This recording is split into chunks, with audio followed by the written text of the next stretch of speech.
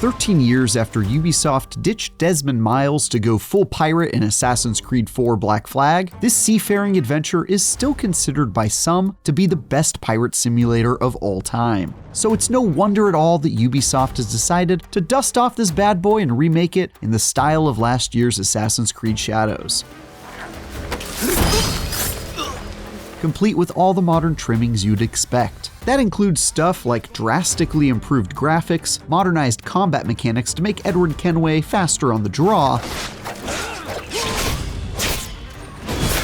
and my personal favorite, a near complete removal of all the pesky loading screens that is an absolute godsend. My time with Black Flag Resynced included a few red flags to go along with the black ones though.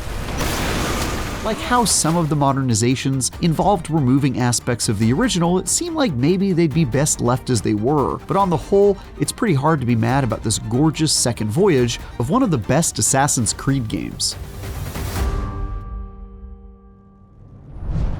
Many of Black Flag Resynked's best parts come courtesy of the Ubisoft Anvil engine, last seen in AC Shadows. It's been used to recreate Black Flag from the ground up, and that allows it to be every bit as beautiful as more recent Assassin's Creed games. The tropical environment of the Caribbean is a night and day improvement over the original, specifically when it comes to how bright and colorful areas are versus the previous generation's somewhat muted and dark appearance, especially when running around forested areas. Similarly, character models somehow managed to look absurdly better than they did in 2013, while also being exactly as I remember them. That said, I did find many of the characters to be a bit prettier than I expected, particularly when it comes to pirate characters who spend all their time boozing, sailing, and fighting. The cast seems to have been given a Hollywood glow-up and aren't nearly as gross and dirty as you might think. Black Flag Resynced also benefits from many of the other upgrades the series has seen in recent iterations, especially changes to combat that make it faster and more decisive, and to sneaking around that make it a more competent stealth game than the original. Despite the Assassin's Creed series ostensibly being all about sneaking around, it's wild to think that it wasn't until Assassin's Creed Unity that we got a dedicated crouch button. Absolutely insane in retrospect. In the original Black Flag, you could only go undetected when hidden within a group of people or when walking in bushes that automatically put you into crouch mode. Aside from that, your character genuinely couldn't crouch at all. Thankfully, Black Flag Resynced adds a dedicated crouch button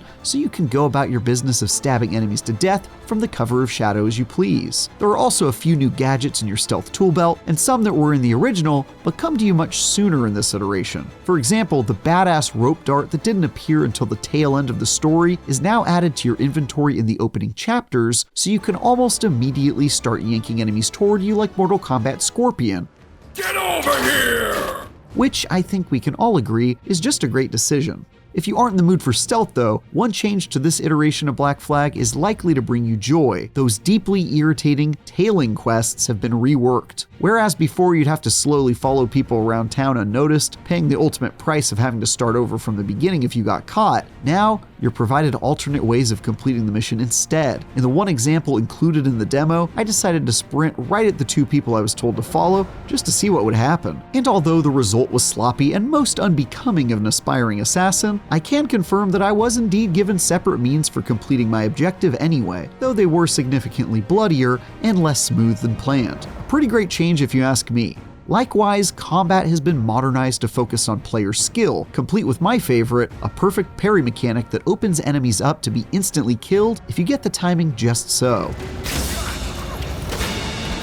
As someone who's been honing his parry timing for years in the crucible of Souls-likes and uber-difficult action games, this is one of my favorite changes. Not only does it make you feel like a complete badass when you slap someone's sword out of your face and finish them off with an execution, but it also allows for combat to go faster, something that feels quite needed at times with all the samey boarding combat sections that happen every time you want to pillage a ship of its cargo before sinking it. I also played with the difficulty turned all the way up and found myself dying quite a bit, both in ship-based combat and while swashbuckling. Some of this is surely just the fact that I was playing the remake for the first time and learning as I went, but here's hoping this iteration of Black Flag is a bit more challenging than the original, where I rarely found myself in any real peril. Though this remaster draws on many of Assassin's Creed's more recent entries, it steers clear from the RPG elements found in Valhalla and Shadows, instead sticking to its action-adventure roots like Mirage, and crucially, the original Black Flag. There are still some stats on weapons that can be purchased in shops and some RPG-like upgrades here and there, but Resynced focuses much more on being a competent action game than an RPG, so you won't find yourself stealth assassinating someone and not doing enough DPS to take them out in one strike. I actually enjoy both the more RPG-style Assassin's Creed games and the less chunky action games that the series found its roots in, but if I'm being honest, this one just feels like it's much better suited as a pure action game. After all, I'm a bloody pirate for God's sake. I'm meant to be showing these nautical narcs the business end of a flintlock, not running the numbers on my armor set or doing math on my critical hit chances. Yar, I say. Yar!